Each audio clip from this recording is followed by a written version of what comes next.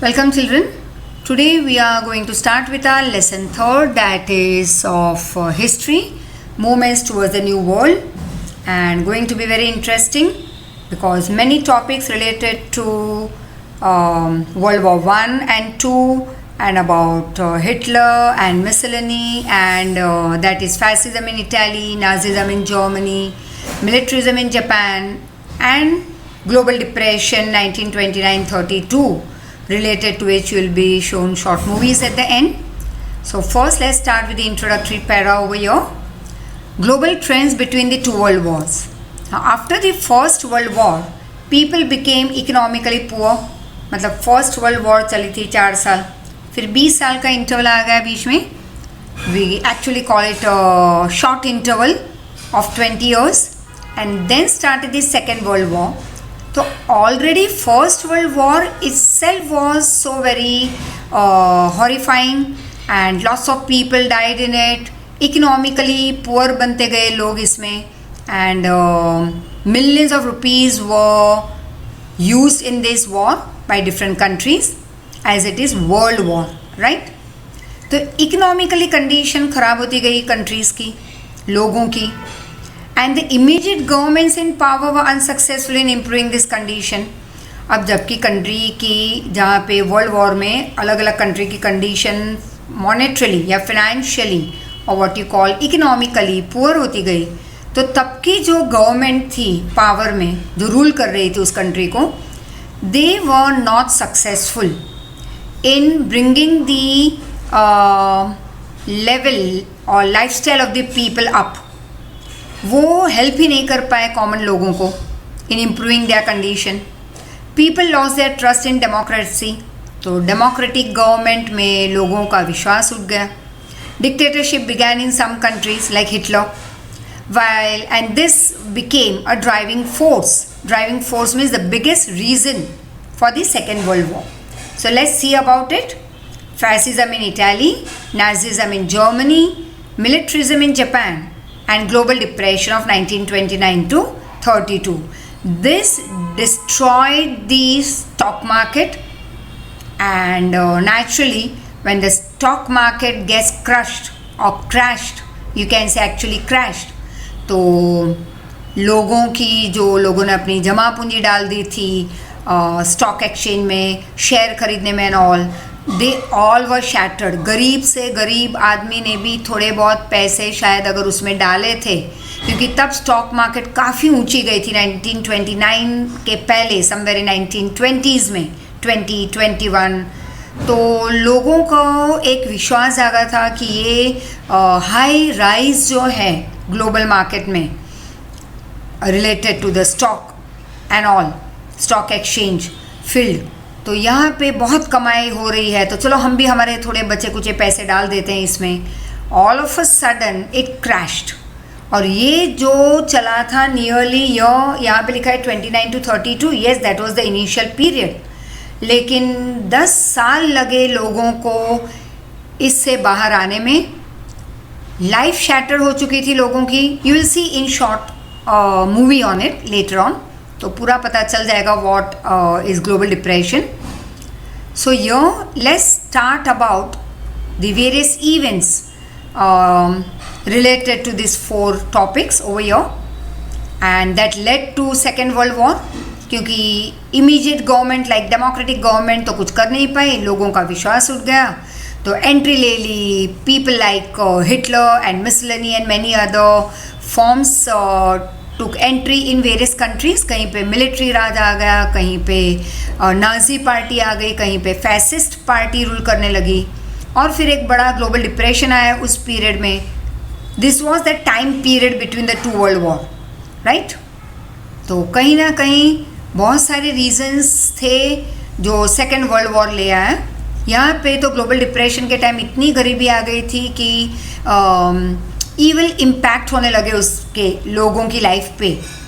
लोग फ्रस्ट्रेशन में आ गए थे and lots of anger was seen all over the world. तो कहीं ना कहीं सेकेंड वर्ल्ड वॉर का ये 4th भी एक रीज़न ही है, global depression, right?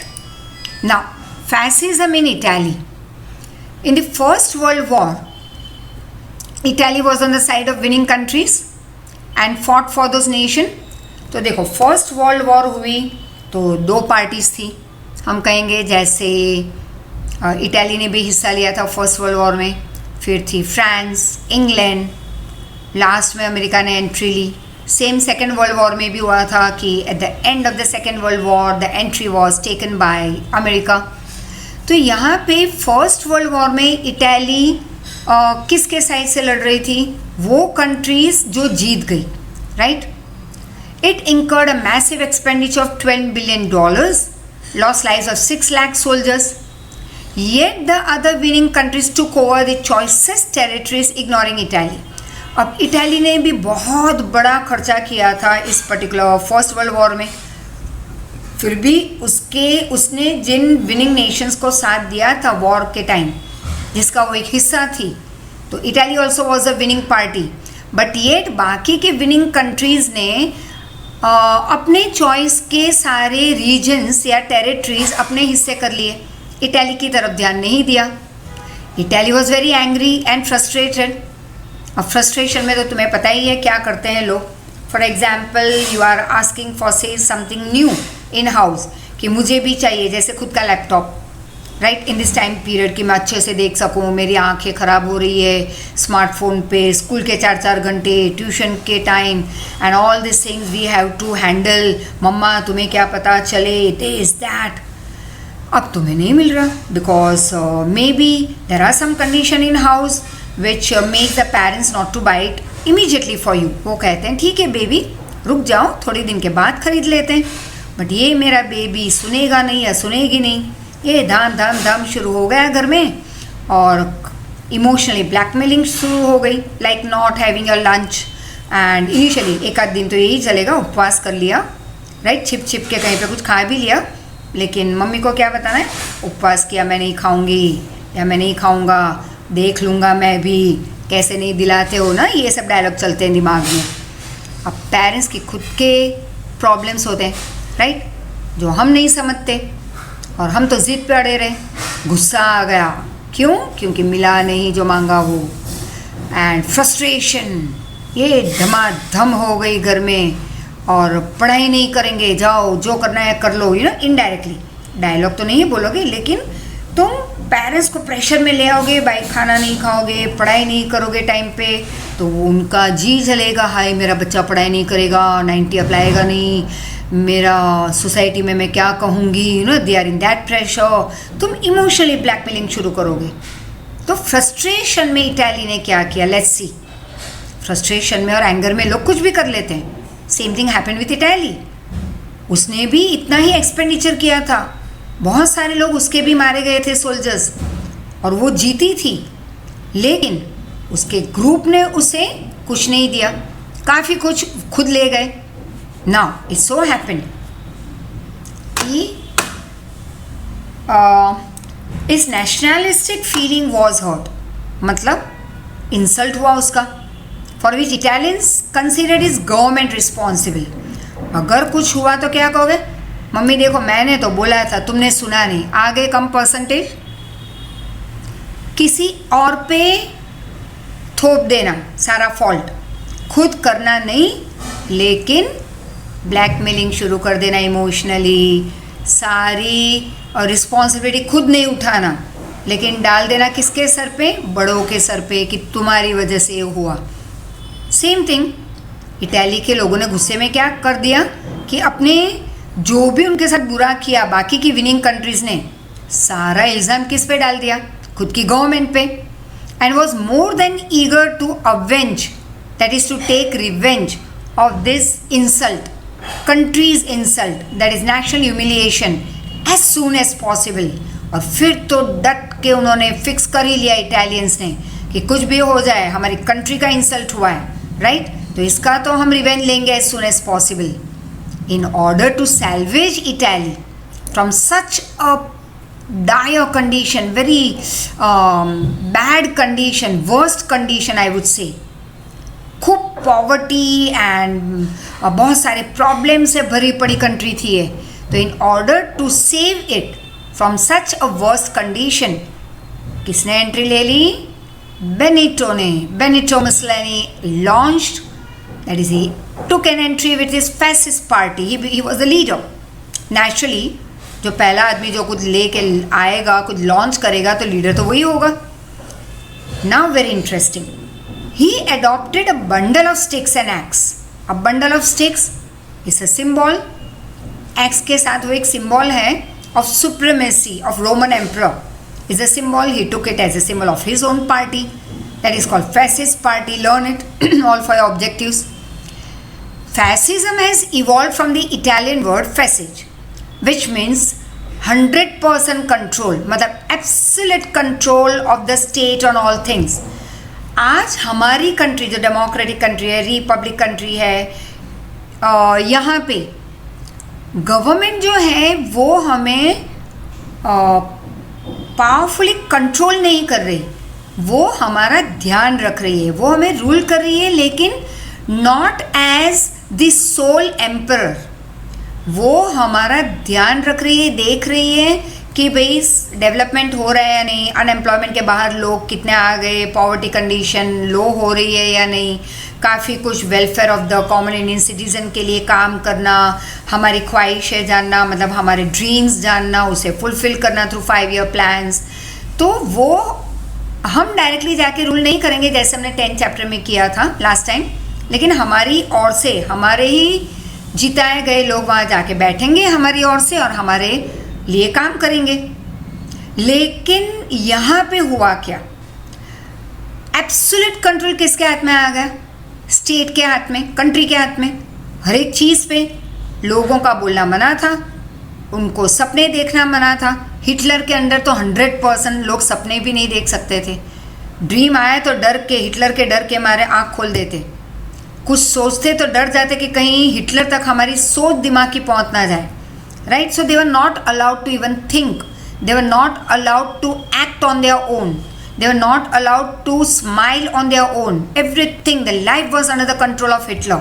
Same Benito Mussolini. Right? तो हिटलर के बारे में इंटरेस्टिंग लास्ट में देखते हैं, मतलब बाद में. At present Mussolini interesting part. अब मुसोलिनीज मैक्सिम, मतलब उनका लोगो, मतलब कहते हैं जैसे slogan boss, 1 party 1 leader, smart man. Right? कि एक पार्टी एक लीडर, ज़्यादा लोग यहाँ पे रूल नहीं करेंगे. He gave military training to his party volunteers. अब जो लोग वॉलंटरली उसके पार्टी के मेंबर बने, उसको उसने मिलिट्री ट्रेनिंग दी और उनको दे दिया ब्लैक यूनिफॉर्म. राइट? तो मैक्सिम था 1 पार्टी 1 लीडर, यूनिफॉर्म था ब्लैक कलर का, और सिंबल था bundle of sticks and x. That was the, you can say, symbol of supremacy of Roman emperor. And after coming to power, Benito captured Rhodes and Dodecans island from Turkey. वो capture कर लिया Turkey का उसने. फिर उसने अलग अलग जगह पे वॉर करके खुद के एरिया में ऐड कर लिया, like how Dalhousie and all used to do with India. तो इन्होंने ले लिया पहले तो Rhodes and Dodecanese from Turkey, फिर उन्होंने विन किया Albania, Abyssinia, Fiume port in 24. After these victories, Mussolini snapped, that is cut off, broke all the relations, that is ties, with the League of Nations, joined the Rome, Berlin, Tokyo axis. अब देखो, 2 party बनी, एलिड and axis. एलिड मतलब हम ऐसे लेंगे तो easy हो जाएगा समझना, फ्रेंडली पार्टी. एक्सिस मतलब दुश्मन पार्टी. अब इसमें आ गए रोम, बर्लिन, टोक्यो, उसको ज्वाइन किया इटाली ने, Mussolini. Thus Italy became now responsible, one of the person responsible, one of the reason, one of the factor responsible for Second World War. Right? अब आ गया Hitler. Nazism in Germany. Now Germany had lost First World War. पैसे से totally destroy हो गई थी, economy country की destroy हो गई थी जर्मनी की. Paris peace process had compelled, that is forced, Germany to sign the Treaty of Versailles. This also we had done. Right? Germany became angry naturally with this unjust treaty. Unjust मतलब partiality वाली treaty थी 100%. तो Germany के लोगों को गुस्सा आ गया. Adolf Hitler joined the National Socialist German Workers' Party 1919. अब बेनिटो मुसोलिनी अपनी फैसिस्ट पार्टी के साथ आया एज ए लीडर। कब उसने एंट्री ली एज अ पार्टी लीडर? जब इटली को अपना हिस्सा नहीं मिला था एज अ विनिंग पार्टी। बाकी के सारे कंट्रीज ले गए थे सब कुछ फ़ायदा और उसे कुछ नहीं मिला, तो इंसल्ट लगा उसे। पूरी कंट्री का एक ये बहुत बड़ा ह्यूमिलिएशन था, इंसल्ट था। तो फिर उन्होंने अपनी उनको डेमोक्रेसी में से विश्वास ही उठ चुका था, आ गया Benito as a party leader. वैसे ही जर्मनी में फर्स्ट वर्ल्ड वॉर हार चुकी थी जर्मनी, पैसे से इकोनॉमिकली सब कुछ उसका डिस्ट्रॉय हो गया था। बाकी की कंट्रीज़ ने उसे, विनिंग कंट्रीज़ ने फोर्स किया उसे ट्रीटी ऑफ वर्साइल्स साइन करना। ये उनके लिए अनजस्ट एग्रीमेंट था। एडोल्फ हिटलर ने एंट्री ले ली। He was the leader of German workers party in 1919. This party later on came to be known as Nazi party. Nazi philosophy included देश प्रेम, वो तो हमारे यहाँ भी है, लेकिन यहाँ पे जो देश प्रेम था वो कट्टर था एकदम। मतलब कि इस only we and we and we and nobody else on this planet. जहाँ पे भी एक जर्मन खड़ा रहेगा वो एरिया हो जाएगा जर्मनी का। इस only Germany and Germany on the planet. आज इज द बेस्ट, बाकी के बेकार, राइट। तो नाजी फिलोसॉफी कुछ ज़्यादा ही एक्सट्रीम फिलोसॉफी थी। लोगों के दिमाग में इतना इसके रिलेटेड भी एक वीडियो होगा, a short movie, that how crores of people were like madly following him and बहुत ही एक्सट्रीम नेशनलिस्टिक फीलिंग उनमें क्रिएट करवाई थी। And there was socialism. After death of German president Hindenburg, Hitler assumed the post and established dictatorial rule।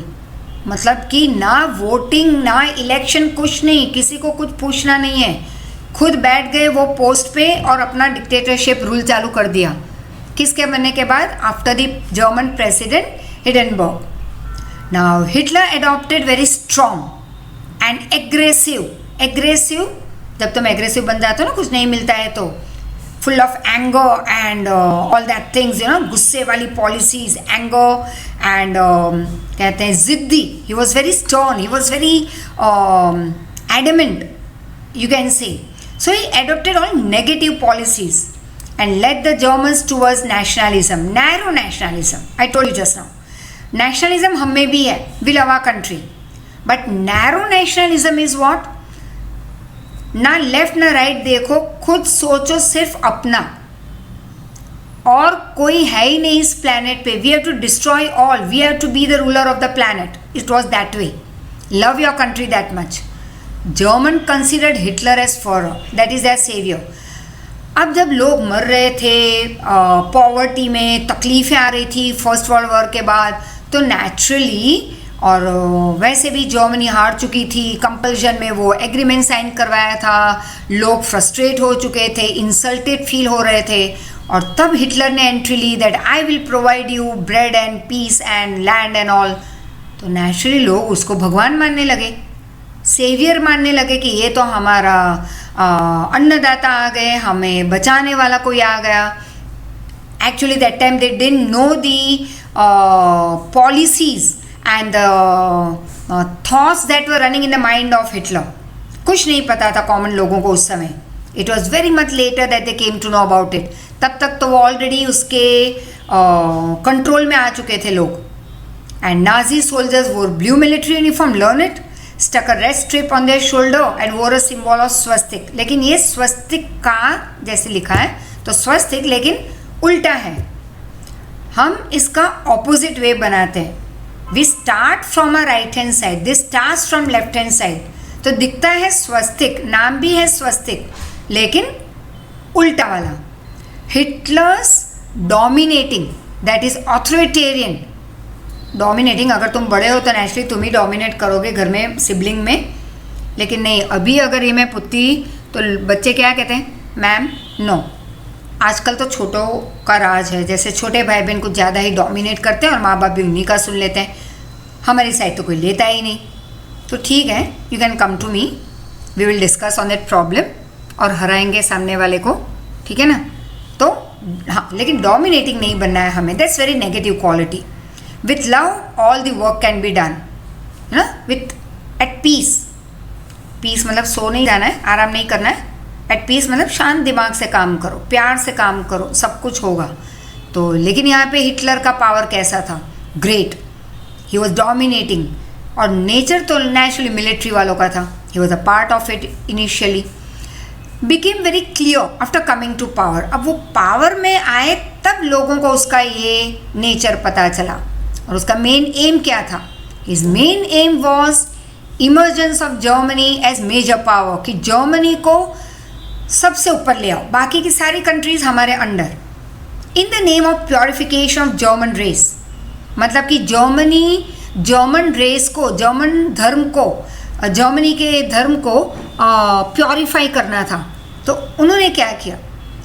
उसकी policies ने target बनाया Jewish को. मारने लगे इनको, जिप्सीज जैसे हम कहते हैं ना, भटकने वाले लोग, यहाँ से वहाँ, कोई ठिकाना नहीं होता उनके घर का. And mentally challenge people, right, जो mentally challenge, not fully fit people by mind, दिमाग से थोड़े अनफिट होते हैं. तो this Jewish people, gypsies and mentally challenge लोगों को हिटलर क्या मानता था कि वो ही जिम्मेदार हैं उनके डिस्ट्रक्शन के. तो इनको तो पहले ही मार दो. And by the end of second world war innumerable European Jewish people lost their lives. एक थी, you must be already knowing, Diary of Anne Frank. तो she was a part of this Holocaust where she died. And this Jewish लोगों को एक साथ lot में मार देना, ग्रेट नंबर में मार देना, इज कॉल्ड हॉलोकॉस्ट. जेनोसाइड कहते हैं उसे. तुम ऐसे समझ लो कि एक रूम में बहुत सारे अनलिमिटेड नंबर ऑफ लोगों को डाल दिया, बंद कर दिया. मतलब कि कैपेसिटी है 100 लोगों की, डाल दिया 1000 लोगों को उसमें. इमेजिन, सांस लेना ही बंद हो जाए पहले तो. सेकेंड, पॉइजनस गैस छोड़ दो उसमें अपने आप. उसके पहले आधे तो मर चुके थे, बट फिर बचे कुचे भी मर गए. तो that is the way how, that is one of the way, right, to kill the people. Hitler's expansionism, military action against neighboring countries and policy of exterminating certain groups led to the Second World War and became an important reason for the same. तो Hitler का जो एक nature था कि भाई expand, like Dalhousie, अलग अलग territories को अपने कैप्चर, अपने ही कंट्रोल में लेते जाओ, कई लोगों को मार देना. और ये बहुत सारी चीज़ें ऐसी थी जो सेकेंड वर्ल्ड वॉर का एक रीज़न बना. Right, important reason for leading towards the Second World War.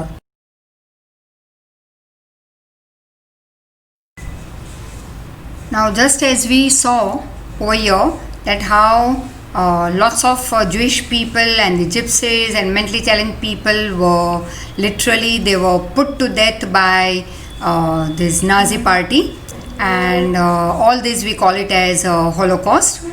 And which became also, however, the main reason for the Second World War. So we saw about Italy, that is Benito, Germany, Hitler. Third, we are going to do about, that is militarism in Japan. Now, according to this treaty of Versailles in 1919, Japan got the benefit of the areas of China. मतलब China के बहुत सारे provinces, मतलब region, became a part of Japan control, right? According to this treaty, जहाँ पे हमने अभी अभी देखा कि जर्मनी को कंपलसरी साइन करवाया गया था ये treaty, that is agreement. And it was a very humiliating treaty for them. और कैसे फिर उनकी पार्टी, हिटलर एक अपनी खुद की पार्टी बना के ले आए, and dictatorship took entry in Germany. The reason for dictatorship in Italy also we saw. Now let's see about the militarism over here. तो England and France distributed many regions of Germany between them. तो Germany जो हार चुका था, right, उसके तो बहुत सारे रीजन्स डिस्ट्रीब्यूट कर लिए थे इंग्लैंड और फ्रांस ने अपने आप में. Japan was not happy however with this. And in 1921-22 Washington meet, मतलब जो एक मीटिंग हुई, Japan had to agree to have only 35% of the English and American naval force. मतलब कि अगर इंग्लैंड और अमेरिका के पास जितनी भी नेवी फोर्स होगी उसका सिर्फ 35% जापान के पास होना चाहिए. It cannot have more than that. right? It was decided in their Washington meet in 2122. Japan also had to vacate its island of Sakhalin and Siberia. उसको खाली करना पड़ा. Japanese youth was however angry. गुस्सा तो जल्दी आ जाता है वैसे भी सबको. So during this time there were elections in Japan. अब जो elections हुए जापान में उस टाइम में, and the parties supporting militarism got majority. तो naturally military राज आने लगा यहाँ पे. उसने military राज ने entry ले ली. Military nationalism of Japan adopted the policy of expansionism. Same once again Dalhousie theory of expansionism. कि दूसरे की प्रॉपर्टी हड़प कर लो, right? You know, the one who is weaker than us, we control them. Same in the world it is seen everywhere. Today new forms we see, right? तो military nationalism ने जैसे militarism ने जैसे entry ली, तो ये military nationalism of Japan ने adopt कर ली एक्सपेंशनिज्म पॉलिसी. मतलब खुद का एरिया एक्सपांड करते जाओ by taking over the control on other regions. Japan didn't get permanent place in League of Nation. तो चलो देखते हैं what is League of Nation. You all must be knowing. आज का जो UN है, United Nation, right? पहले उसको कहते थे UNO, United Nation Organization. अब हम कहते हैं सिर्फ UN. अब UN क्या है? ये एक ऐसी ऑर्गेनाइजेशन है where the member countries come together for peace, protection, security of the world, right? कोई वॉर होगी नहीं और लोगों के बीच में पीस मेंटेन करना है. हर एक मेंबर कंट्री सपोर्ट करेगी वर्ल्ड में to for the upliftment of the other countries and for solving their own problem amicably. मतलब फ्रेंडली बेसिस पे प्रॉब्लम सॉल्व करने, राइट? तो वो तो काफ़ी कुछ डिटेल में तुमने 8th में भी किया था, राइट? अब ये था सेकेंड वर्ल्ड वॉर के बाद. लेकिन फर्स्ट वर्ल्ड वॉर के बाद स्टार्ट हुआ था एक organisation call League of Nation, that is called group of nation, right? तो ये जो ग्रुप ऑफ नेशन जो बना था, यहाँ पे जो मेंबर्स बने उनका गोल भी वही था, peace, world security, protection to all, development of all the people and that is of all the countries in short. लेकिन जितनी कंट्रीज़ ने इसमें हिस्सा लिया था, जो मेंबर बने थे, उन्होंने उसके टर्म्स एंड कंडीशन फॉलो नहीं किए, तो नेचुरली लीग ऑफ नेशन तो बंद होना ही था. अगर तुम कुछ एक नया बिजनेस स्टार्ट करो या कोई प्रोफेशन अपना स्टार्ट करो, धाम धूम से ये पूजा पाठ करवा लिया, ये वो लॉट में नहीं फर्नीचर डाल दिया, फिर बैठ गए अपनी ऑफिस में एसी रूम में, लेकिन अगर एक भी क्लाइंट आए ही नहीं, नेचुरली या जो आते हैं वो तुम्हारा कहा माने ही नहीं, तुम्हारे टर्म्स एंड कंडीशन पे काम करना ना चाहे, you will have to stop your business और your profession. You can't move ahead क्योंकि कोई सपोर्ट है ही नहीं तुम्हारे पास. All are against your policies. तो वो तो फैक्ट्री या बिजनेस या ट्रेडिंग या प्रोफेशन आगे नहीं बढ़ने वाला, ताला लग जाएगा उसमें. Same thing happen with league of nation. And the Western countries could not stop the imperialist activities of Japan. So, imperialism once again, भूल ही गए होंगे 100%, I know, क्योंकि रिवीजन तो सिर्फ मैं करूं, है कि नहीं? Let me tell you once again, in short, is definition या एक simple explanation of imperialism. A strong and rich country, like for say what Britishers did with us and with many other countries. So a rich and strong country, when it takes over the control of or the hold of a rich but weak country, जैसे हमारे साथ हुआ था India के साथ by the Britishers. तो once again, a rich and strong country taking over the hold of a rich but weak country, either by force or by fraud, मतलब cheating से. जैसे चीट करके भी ले लिया था डेलहाउसी ने बहुत सारे प्रोविंसेस ऑफ इंडिया फ्रॉम राजा महाराजा. फिर कईयों का फोर्सिबली ले लिया था, कईयों का बाय प्रोवाइडिंग यूजलेस रीज़न बता दिया था कि आपको रूल करना नहीं आता, the ruling is not done properly, तो अब आपका राज्य हम संभालेंगे, it is now under the British rule. तो इसको हम कहेंगे इंपीरियलिस्ट एक्टिविटीज़. तो वेस्टर्न कंट्रीज जापान की इंपीरियलिस्ट कंट्री को स्टॉप नहीं कर पाई। जापान एक के बाद एक एरिया कवर करता गया, अपने कंट्रोल में लाता गया। So it capture Manchuria, establish Manchukuo government in 32। Nice word, right, interesting सुनने में। It also captured Korea, Mongolia, Shantung, some provinces of China also. It improved, yes, its relation with Germany and Italy. Naturally,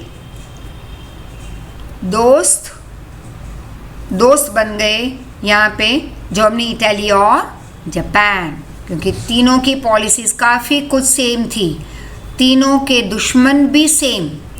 तो दो party बन गई allied, as I told you, friendly countries like France, England, और एक बाजू हो गया axis party, Italy, Germany, Japan, right. तो जापान चला गया जर्मनी और इटाली के साथ and let loose the strings of imperialism. Now after emperor Meiji, emperor Hirohito in 1936 also encourage this activities of Japan, right. तो एक एम्परर गया मेजी, दूसरा एम्परर आ गया 36 में हिरोहितो, उन्होंने भी यही जापान की एक्टिविटीज़ को आगे बढ़ाया। Japan broke of, that is snapped, तोड़ दिया all its ties, that is relations, connections with the League of Nation in 1933. This is what you are going to see in very short video about global depression and about that previously about Hitler also. चलो देखते हैं global depression 1929-32। जैसे video देखोगे पूरा detail में पता चल ही जाएगा तुम्हें। But yes, you need to learn this for your 2 marker short note. Now, and 1 marker, what is when did it take place? 1929 to 32. Now, the heads of the most of the European nation had the belief that with the end of First World War, even the post-war problem of the world will come to an end. अब देखो, war हो गई, उसके बाद के problems जो होंगे जैसे भूखमरी, अनएम्प्लॉयमेंट, केओस, और नया रूलर आ गया, या बहुत सारे नए प्रॉब्लम्स क्रॉप अप होते हैं। लेकिन यूरोपियन कंट्रीज़ को ये लगा, जो उसके जो हेड थे, कि भाई फर्स्ट वर्ल्ड वॉर ख़त्म हो गई तो उसके बाद के जो प्रॉब्लम्स है वो अपने आप ख़त्म ही हो जाएंगे वर्ल्ड में। लेकिन ये तो गलत साबित हो गया। It prove to be very wrong. Suddenly a large number of shares began to be sold in the Wall Street, जो तुम मूवी में देखोगे, वॉल स्ट्रीट नंबर भी दिया है वहाँ पे उसका। So a large number of, ये पूरा जैसे हम कहते हैं कि when you go to Bombay, अब फ्यूचर में, बहुत नज़दीकी फ्यूचर में अगर जाते हो तो देखना कि वहाँ पे एक स्टॉक एक्सचेंज का बड़ा एक बिल्डिंग है and it's very huge area, जिस पे कि पहला बॉम्ब ब्लास्ट हुआ था इन 1990s में, राइट। टेररिज्म इम्पैक्ट क्लियर दिखाई दिया था तब। एक ही दिन में एक साथ lot many bomb blast in Bombay had taken place and then there was curfew way we were just lock down in houses for more than 2 weeks. तो बहुत ही क्रिटिकल कंडीशन थी। Common citizens like you and me also, those we all that time when we were staying in Bombay faced lots of, but yes, it was a very different life and थोड़ा fear था, थोड़ा कुछ अलग देखने भी मिला उस टाइम पीरियड में। and yes, fear was more among everyone because that was the first time ever people saw of that particular decade कि बॉम्ब ब्लास्ट क्या होता है, उसके इम्पैक्ट्स क्या हैं, आफ्टर इफ़ेक्ट क्या होते हैं बिजनेस पे, लाइफ पे, फैमिली पे, यंग एंड ओल्ड के दिमाग पे उसकी क्या असर होती है। Very much in detail we had pass through that life in that time period and so यहाँ पे आफ्टर वॉर के इम्पैक्ट बहुत गलत, बहुत ख़राब साबित हुए थे। और वॉल स्ट्रीट जो स्टॉक मार्केट एरिया है वहाँ पे वो एकदम क्रम्बल हो गया। क्रम्बल मतलब जैसे एक पेपर ले लो हाथ में, फिर मुट्ठी में उसको एकदम से बंद कर दो तो वो क्रीज आ जाएंगे उस पर, उसको हम कहते हैं क्रम्बलिंग, राइट। फिर वो कुछ काम का नहीं रहता, राइट। फिर उस पर तुम कितनी भी अपना नोट्स लिखना शुरू कर दो या कुछ ना, जैसे गुस्से में क्रम्बल कर देते हैं हाथ में जो भी पेपर है, या उस टाइम अगर पेन हुई तो तोड़ दोगे उसको 2 टुकड़ों में, यहाँ तक गुस्सा चला जाता है लोगों का, right. You must have of course done that some time, but don't do it. I would always say anger हानिकारक for your life. तो चलो वॉल स्ट्रीट पे आ जाते हैं वापस। तो ये स्टॉक मार्केट डिस्ट्रॉय होने लगा, लोगों ने धनाधन अपने शेयर बेचना शुरू कर दिए, प्राइजेस फॉल होने लगे शेयर के, तो मार्केट क्रम्बल हो गई। This was called as the Wall Street crisis by the critics 24th October 1929, and this crisis shook the whole world. It destroyed the economic conditions of the country. वो 10 साल जो लोगों ने गुजारे और उनको काफ़ी वक्त लग गया फिर से स्टेबल होने में, मैं ये नहीं कहती वापस पैसे वाला बनने में, स्टेबल होने में, giving birth to the great world depression that is called global depression. कभी ऐसे लोगों ने देखा नहीं था और शायद आगे कभी देखा भी नहीं अब तक तो ऐसे। Yes, today after this many years, though not share market related but covid related, what we saw and what we are seeing at present is कि कहीं ना कहीं बहुत लोगों का कहीं पे इफेक्ट हो रहा है अपने प्रोफेशन में, बिजनेस में। Yes, we are a part of it of course, but very strongly and yes lovingly we have to do our work, क्योंकि कई लोगों के पास तो काम भी नहीं है, तो we can say that we are thank God much in a better condition कि काम है, थोड़ा है लेकिन है, right? So that is what is we have to be thankful to God in this COVID time period, that there is poverty increasing in our surrounding. In many countries, businesses have shut down. लोगों के पास काम नहीं है, पैसे नहीं है. Initially 3 months were very dreadful, right? Full of fear and all. जो हम सब उसमें से पास हुए हैं और अभी भी कहीं ना कहीं उसकी इफ़ेक्ट हमारे साथ है. Yes? तो and I feel very pity on children when I see them. जैसे कितने प्यार से बच्चे नीचे जाते थे खेलने, दोस्त को मिला करते थे, गर्ल्स और boys, anything it could be, and we also use to at least move around without any fear and go towards the institute. और क्या बच्चे JSM की मैगी खाते, भेल खाते नीचे, और वड़ा पाव जो नया नया खुला है, फिर not many things. Yes, children is to enjoy, बड़े भी एन्जॉय करते थे वहाँ पे सत्यम मॉल, समान मॉल की तरफ. आज हम देख रहे हैं तो वहीं पे कईयों की ये ईटरी बंद हो चुकी है. काफ़ी कुछ वो अपना सारा फर्नीचर उठा के ले जा रहे हैं वापस, बंद हो चुका है उनका खाने पीने की उनकी वो शॉप जिसको हम ईटरी कहते हैं. तो feeling very sad for this people. So actually ये भी एक क्राइसिस पीरियड है जिसके थ्रू हमें पास होना है strongly, with strong mind, keep on doing work, what ever comes in front of us, stand strongly. I would always tell, give the strength to your parents if you are passing through that phase. You are a great support. Children always, I find, are a great support for the elder people in the family. For me, चलो घर में कोई बच्चा नहीं है, but I have always consider you all as my children, where I have always seen that चाहे हम मिलते ना हो अभी, but when I give my lectures, it's always I see that I always imagine that there you are in front of me, you all are there in front of me. अलग अलग बच्चे मेरे आँखों के सामने आते हैं, कई जिनको मैं नहीं मिली हूँ अब तक, जिनको नहीं देखा है, तो उनको भी याद कर लेती हूँ when I am giving lectures, when I am checking the papers.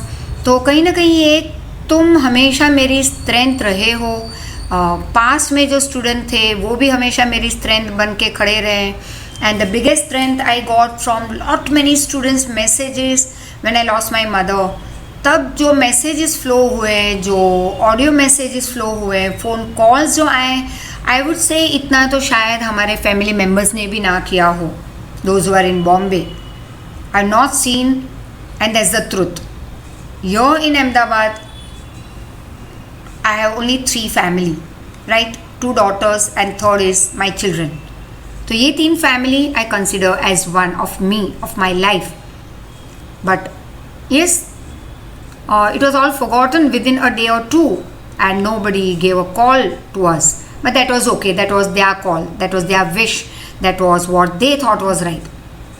But what I find is कि जो स्ट्रेंथ मुझे उस टाइम पे जो मुझे तुम लोगों की तरफ से मिली, that was greatest, and I consider myself today as the luckiest luckiest person on this planet. Really, I am the luckiest on the planet to have you all. इससे ज़्यादा God can't give anything to me. This is the maximum that He had given to me in the form of my dear children. तो crisis और एक की life में आती है in some way or the other, but the strength that you people provide to the family, that's something very different level. So I would say कि ये time period तो हमारा चलता रहेगा 6 महीने 12 महीने, राइट, और हमें घर में रहना होगा. तो इज़ नॉट वेरी स्मॉल. एक छोटी सी कोई डिजीज़ आ गई, कुछ डेंगू जैसा या चिकनगुनिया आ गया, वो भी काफ़ी बड़ा है, रिस्की है. बट येस, वो एक पर्टिकुलर एरिया या फैमिली या कहीं एक पर्टिकुलर रीजन में फैलता है या कभी किसी को हो जाता है, तो हम ये नहीं कहेंगे कि भाई ये जो कोविड टाइम पीरियड है वो 1 महीने के लिए होगा. There are many people who come and ask me, कब क्लास चालू कर रहे हो? And then I have no answer dear. I am shocked कि मैं क्या जवाब दूँ, कब चालू करूँगी मैं. And then I have to say it's world problem, and it's like a challenge that we all are facing. It's not only of one institute, it's not only of one city Ahmedabad, or it is not only of a country India, it's world over. So please, I would say you are the greatest support for the people in your family. Be with them, support them, make them happy, keep them happy. और तुम्हारे लिए तो एक काम है, खेलते रहो, खुश रहो, हंसते रहो, पढ़ाई करते रहो सबसे पहले, तब जाके मम्मी खुश होगी. Because each and every mother, it's me और anyone, would always want that children should study properly. मैं ये नहीं कहती 90 अप वाला पढ़ाई, बट येस, अच्छी पढ़ाई कर लो अपने हिसाब से. तुम्हारे पास जो कैपेसिटी है, तुम्हारी जो एबिलिटी है, उतनी मेहनत डाल दो उसमें 100%. नेवर नो, 90 भी आ जाए, right. But I believe in hard work. 90 is later on, hard work is more important. अपने आप को एक स्टेप ऊपर जाते हुए हमेशा देखो then the previous year. Last year से इस साल बेटर होना चाहिए तुम्हारा, और नेक्स्ट ईयर इस साल से बेटर, और वो होगा ही. I know about it. I know that my children very lovingly they are listening to this my messages in between, right, my examples, so they are not time pass example. Pick up करना है तो कर लो. It will be advantageous, beneficial. After 2-3 years you will remember it very perfectly. याद आएगा कि अगर यार follow किया होता तो जल्द से हो जाते अभी. Clear? So let's move ahead. तो ये क्राइसिस पीरियड, डिप्रेशन पीरियड आया, और एक you can see most of the Nations of the world were affected by this. जैसे सुपर पावर था तब तो ग्रेट ब्रिटेन, उसका भी एकदम डाउनफॉल आ गया. It had to give away its policy of keeping gold reserve against its currency pound. अब देखो, इसका मतलब ये हुआ कि हमारी करेंसी की वैल्यू आज भी क्यों कम है दूसरे कंट्री के हिसाब से. करेंसी की वैल्यू हम कैलकुलेट करते हैं on many factors, but one factor is gold reserve. जितना ज़्यादा गवर्नमेंट का गोल्ड रिजर्व होगा उतना हमारी करेंसी का लेवल अप जाएगा. तो हमारे गोल्ड रिजर्व घर के लॉकर में है, हमारे खुद के प्राइवेट बैंक लॉकर में है, हमने वो गवर्नमेंट को नहीं दिया है, right. Just imagine all this Indian ladies, if they give away their gold reserve to government, तो हमारी इंडिया की करेंसी कितनी ऊंची चली जाएगी. It will break the limits, right. इतना हमारा गोल्ड प्राइवेट लॉकर्स में है सबके. But that is again a different matter. But यहाँ पे वैसे ग्रेट ब्रिटेन का खुद का इतना तो गोल्ड रिजर्व था, it had to forget the policy of keeping is gold reserve against is currency pound. कि भाई जितना ज़्यादा गोल्ड रिजर्व रखो उतना ज़्यादा पाउंड की वैल्यू अप. अब उसको तो गोल्ड भी यूज़ करना पड़ा क्योंकि पॉवर्टी आने लगी थी कंट्री में, बहुत सारी इकोनॉमिकली डाउनफॉल आ गया था सुपर पावर ग्रेट ब्रिटेन में. तो पाउंड की वैल्यू, करेंसी की वैल्यू डाउन हो गई उनकी भी, मतलब कि ग्रेट ब्रिटेन भी डिस्ट्रॉय हो रहा था monetarily, economically. This affected the other countries of the world. अगर लीडर ही डाउन होने लगे तो छोटी मोटी कंट्रीज़ को तो डायरेक्ट इम्पैक्ट होगा, और international trade and industry broke down. That is import export पर असर हुई. Great countries like America also had to impose some restrictions. उसको भी strict rules बनाने पड़े. Rich country like America. Global trade, that is import export, was reduced to 50%. कम हो गया. World War II started getting its outline. So this also thus was one of the biggest reason, one of the factor responsible for Second World War. Right? Now World War II, 39 to 45. Factors. The seed for the World War II had been sown in the Treaty of Versailles. ये तो हमने देख लिया. Germany को गुस्सा आ गया था. वो एग्रीमेंट ह्यूमिलिएटिंग एग्रीमेंट था उनके हिसाब से. और जापान के साथ भी कुछ ऐसे हुआ कि वो जीती हुई पार्टी का एक हिस्सा था. But still it had to face lot many problems. Paris peace process had displease many countries. अब ये जो ट्रीटी ऑफ वर्सलेस थी, या हम उसको कहते हैं पेरिस पीस प्रोसेस, उसकी वजह से काफ़ी कंट्रीज ना खुश थी, dissatisfied, displeased. Events that happened after that led to the world war II. So let's see about it. लेकिन let's see in the next lecture. तब तक रिवाइज कर लो. Very important for your 4 marker previous part. चार factors and each individually will be for your 2 marker और 3 marker short note. So we continue next time from here. So revise, be happy and be safe. Enjoy with your parents. Thank you so much. Thank you. The Great Depression was a dramatic worldwide economic calamity which started in 1929 and lasted until the late 30s. Most people believe it began with the U.S. stock market collapse of October 1929. By 1932, U.S. stocks were only worth 20% of what they were prior to the crisis, and 1 year later, almost half of all United States banks had failed. By 1935, roughly 750,000 farms had been lost to bankruptcy or distressed sales. European countries, debilitated by the debt they've accumulated due to World War I, dealt with a severe depression and a sovereign debt crisis ultimately emerged. In Germany, for example, unemployment reached 25%, and among other things, this economic disaster led to Hitler's Nazi Party becoming the top political actor after the 1932 elections. Worldwide trade was devastated by the Great Depression, with countries engaging in so-called trade wars by limiting imports, and by the same year 1932, global trade crashed to half of the pre-crisis volume. Unfortunately, trade wars degenerated into an actual armed conflict, which caused over 60 million deaths. World War II. Make no mistake, most wars have been caused by economic factors to a very large degree. Let's learn from the past and not let this happen again.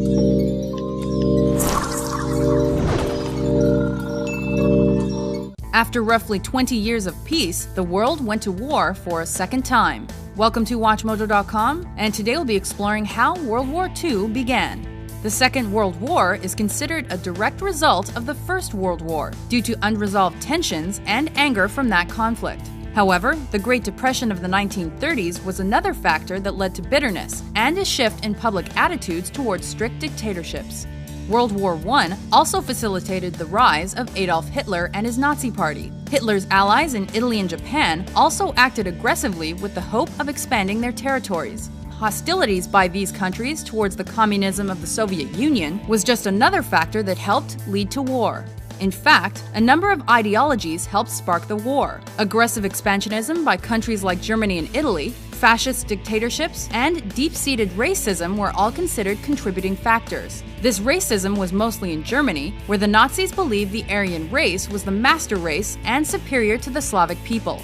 The countries that eventually formed the Allied Alliance acted passively in the face of the Axis threat. This was partly out of sympathy, partly out of guilt because of the Treaty of Versailles that blamed the Germans for World War I, and partly because countries like Britain underestimated Hitler. Meanwhile, the League of Nations proved itself ineffective in the fight to keep the peace. A few months after Japan withdrew from the League of Nations in 1933, Germany did the same. In 1935, Germany violated the Treaty of Versailles by introducing mandatory military conscription and by beginning rearmament. That country continued to violate the treaty in the years that followed. In fact, in 1936, Hitler remilitarized the Rhineland. It was around this time Nazi Germany formed their important alliance with Italy. Soon after, the two countries offered support to the separatist movement in the Spanish Civil War, while the existing government was supported by the Soviet Union. These events foreshadowed the Second World War, as both sides were testing different methods and weapons of battle. One specific event that foretold the horrors of World War II was the April 1937 bombing of Guernica. By 1938, Hitler's motives were clearer.